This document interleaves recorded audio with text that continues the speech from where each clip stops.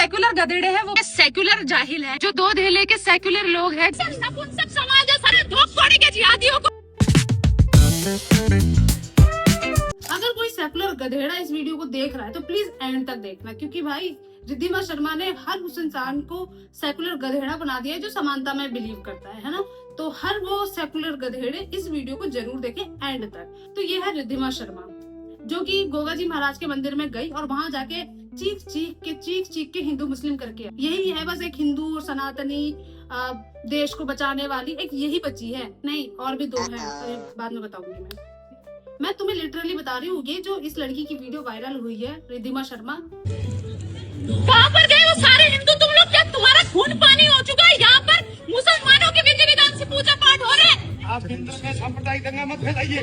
किसका है? कौन है मुस्लिम? क्या कर रहे हो आप? मैं हिंदू मंदिर के अंदर चलना कैसे लिख दिया? किसने लिख दिया? क्यों दिया? दंगा करवा रहे हो आप लोग? कहाँ से चल के आ जाते हो? इस कंट्रोवर्सी से पहले इस मंदिर के बारे में 80% लोगों को नहीं पता होगा।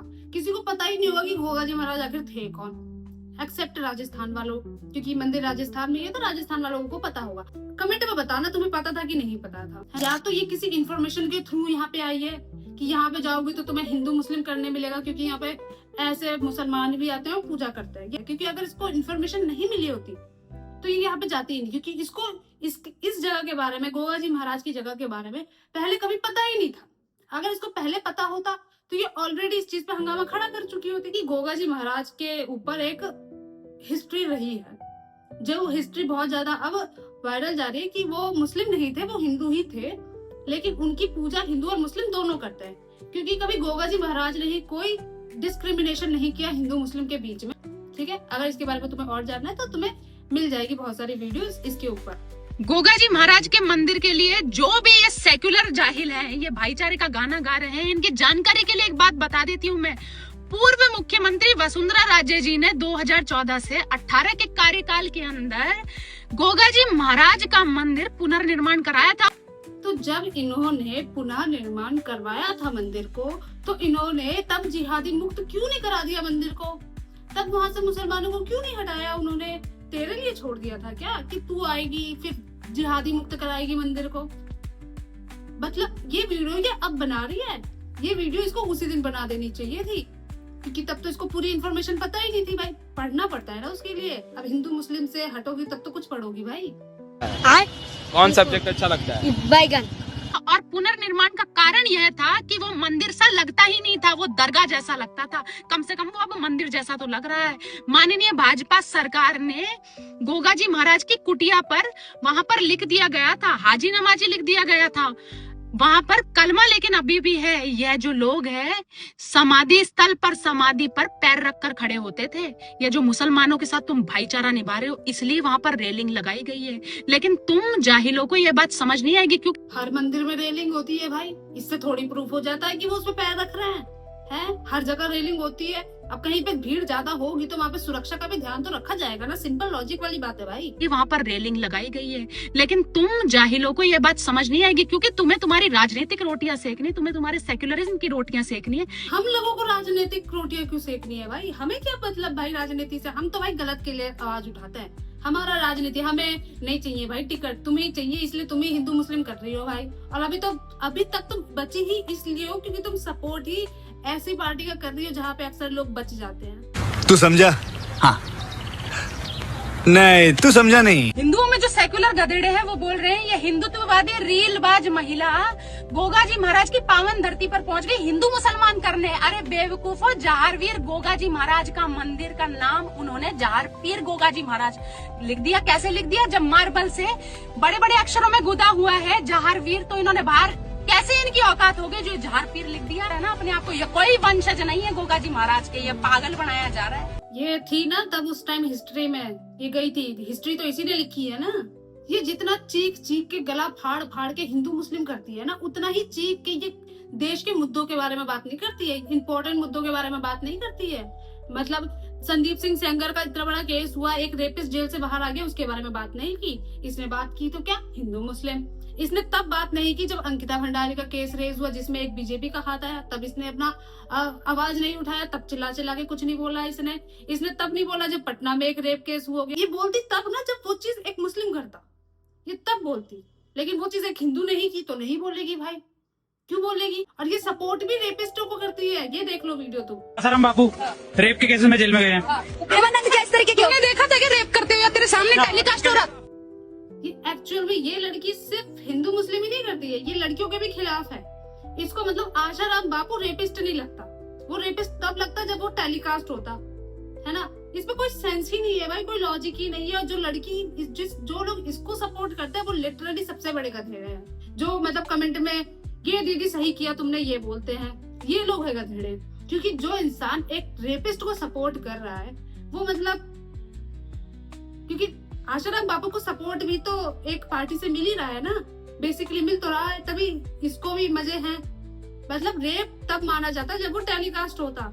क्या गंदा लॉजिक है भाई इस बंदी का। ताजमहल मंदिर है, ताजमहल शिव मंदिर है, ताजमहल कुछ ये कोई मकबरा वगैरह नहीं है कि भाई मजदूरों के हाथ काट दिए थे कि ताजमहल जैसी खूबसूरत इमारत बना नहीं पाए। नहीं, उनकी जीभ भी काटी थी।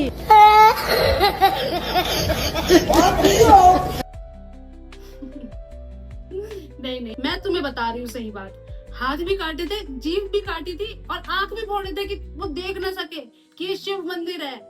यार रिद्धिमा शर्मा तू यार एक काम कर, तू कैट वॉक करती हुई सही लगती है, कैट वॉक कर, पीछे बैकग्राउंड में भगवान का गाना बजा ले, तू बहुत बड़ी देशभक्त कहलाएगी। और कैट वॉक ही किया कर, मुंह मत खोला कर, मुंह खोलती है तो लोगों के कान से खून आता है, तो मुंह मत खोला कर भाई। तुम ये भी वीडियो देख लो, एक इसकी भी देख लो भाई।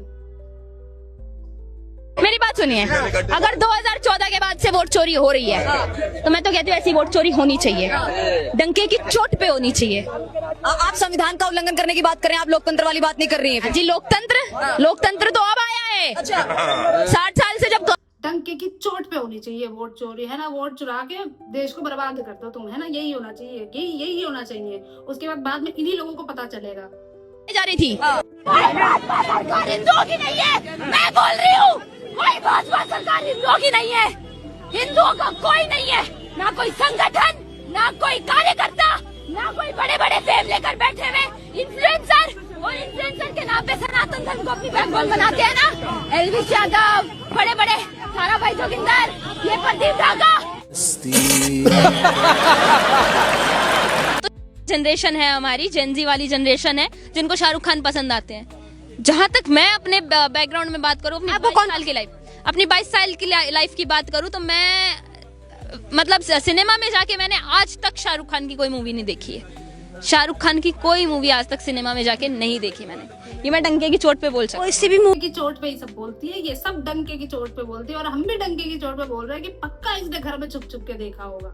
और ये खुशबू पांडे, ये भी इसी रेस में है भाई, क्योंकि इसको भी टिकट चाहिए ना भाई। सर आप सनातनी है ना, अपने हाथ में कलावा बांध रखा है ना। सर मेरे हाथ में बांधिए और मंत्र के साथ बांधिए ना। वो सब मंत्र संतर हम नहीं जानते। येन वद्दो बलि राजा देन वंद्रो महाभारतेन तो प्रतिबद्ध नमाई रक्षति माचला।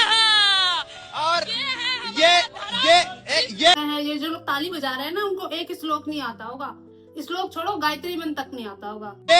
ये कोई जवाब नहीं है। माम भिरक्षय रघुकुल नायक धृत कर चाप रुचिर कर सायक मोह माय घन पटल प्रभंजन संशय विपिन अलल सुरंजन अगुण सगुन गुण मंदिर सुंदर भव भारती मंदर परमंदर 12 तारे संस्कृति दुष्कर श्याम गात राजीव विलोचन दीन बंधु प्रणत तारित मोचन अनुज जानकी सहित निरंतर बस राम द्रिप मम उरंतर। अर्थ बताइए,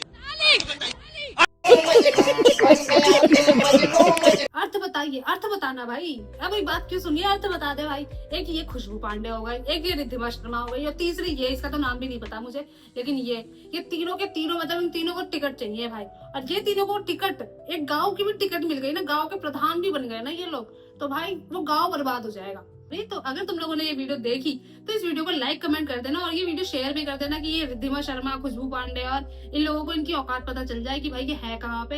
इनके चिल्ला चिल्ला के हिंदू मुस्लिम करने से घंटा किसी को कोई फर्क नहीं पड़ रहा। ये जो इनकी कमेंट में जो दीदी दीदी लिखते हैं ना भाई, ये दीदी जय श्री राम जय श्री राम, इनको खुद नहीं पता होगा जय श्री राम के अलावा कुछ।